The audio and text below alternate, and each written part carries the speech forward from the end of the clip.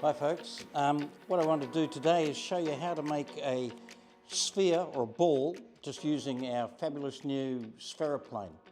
So I've got it set up here on an angle grinder, on an Arbortech angle grinder, but of course the SpheroPlane will fit onto any angle grinder, and make sure you're using dust extraction.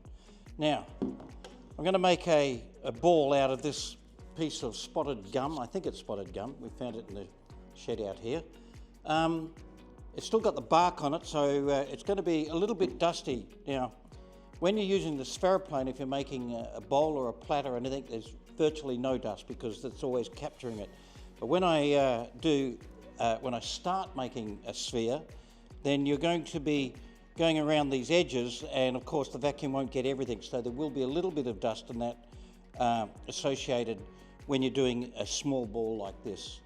So what I've done here is I've cut this branch a little bit longer than the width, so that the sphere is limited by the width of this piece of wood. So I'll start by putting this into a vise. So I always set it up so that the cutter is a couple of millimeters up inside the guard, and when I lay it on a flat surface like this, it will not cut. But as I bring it over the edge, you can see that the radius of this log will now fit inside there, and it will now start to carve it. And that will produce an angle that will indicate to me the shape of the sphere. So the trick, once you start to create this, you will create some kind of a rounded surface, and the trick is to get the guard to be in fully contact with that new surface that you're making. So about there, I think, is about right. So as you go around the edge, you'll be creating a curve on the outside edge of the log, and you want the guard to be fully in contact with that curve that you're creating. That will then produce a sphere. So you can see now here the angle that I'm starting to get, which is more appropriate for this size piece of wood. But it's still a bit too aggressive. You can see here where I'm going in a bit too hard here.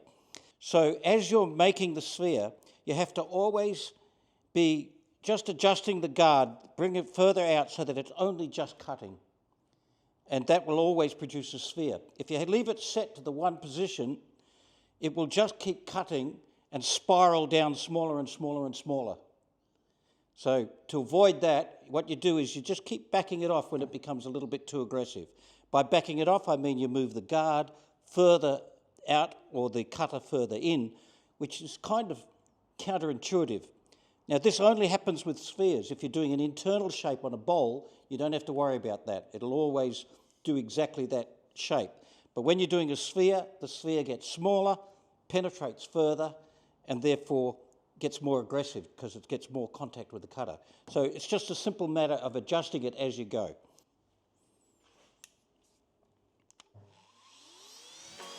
So you can see here how much smoother it's gotten because I've backed it off. I'll back it off a little bit more. As you go, you start to notice it getting slightly more aggressive, and then you just back it off a little bit so that it's just cutting and you get a beautiful smooth surface. You only have to do a little bit at a time, not very much.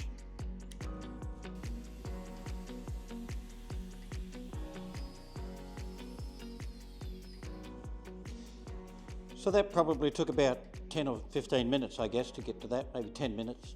But I can see that that's producing a sphere, which is probably still a little bit too large for this. But I could now mount it this way and start working on the other side. Okay, I've used a clamp here and this ring to hold it nice and steady. So I'll just do the edges here, and then I'll loosen it off and rotate it around so that I can get to every part of it.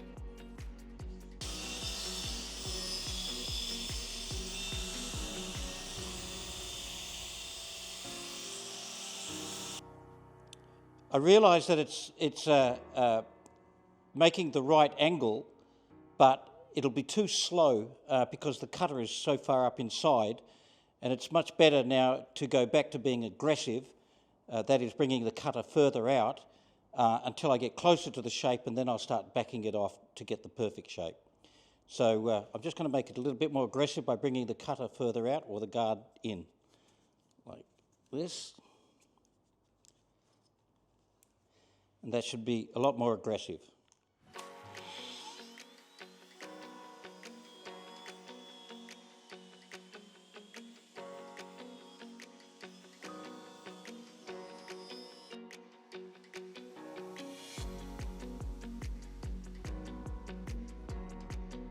So already it's becoming too aggressive, so I'm very quickly having to back the cutter off, that is push the cutter back in a bit further to avoid it digging in too much.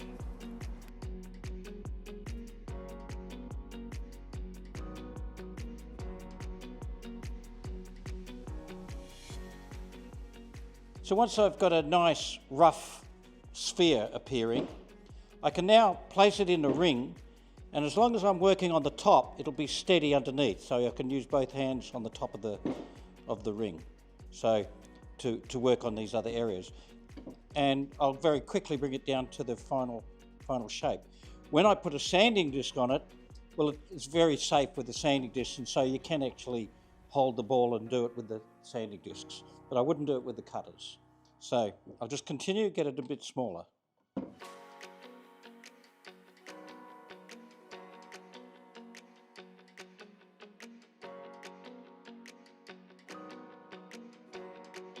Just want to keep going down until I get rid of all of the bark. You can see how smooth it's coming straight off the tool.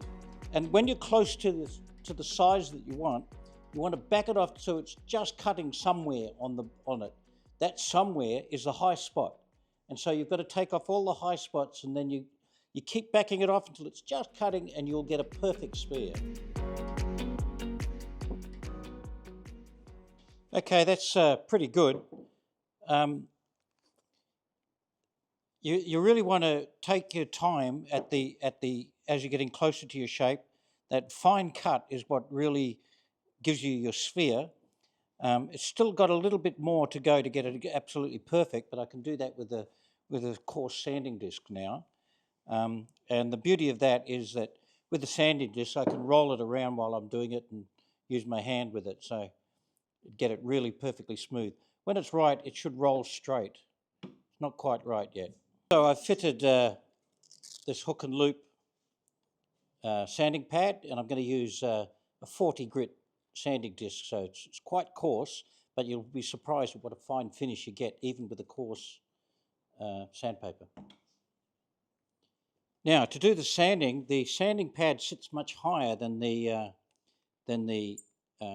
cutting disc, so I'm going to push the guard right out until it's in contact with the sphere, but the sanding pad is not. So let's wind that out. I can slow this down a bit, not too slow. You don't want it to burn, but because it's going to be contacting close to the center, it's going to be relatively slow speed, because obviously the further out on the disc, the faster it is. So you don't have to slow it down too much. Now, what I want to do, if I want to improve the sphericalness of this ball, I want to do the same. I want to take the high spots off first. So I'm going to set it so that the disc is only just touching in some spots. So I'll start it up, and then I'll adjust it, and I'll keep adjusting it until I feel like it's just cutting.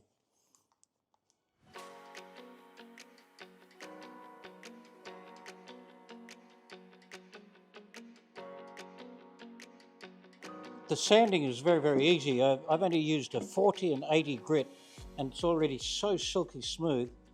Because of the guard, it prevents the sanding disc from digging in and scoring it, so you get a beautiful finish even with very, very coarse sanding discs. I will move to, I think, about 120 or so before I finish this. So I'll just get it very smooth, and then I'll oil it. So there it is. Let's put a oil on it, see what it looks like.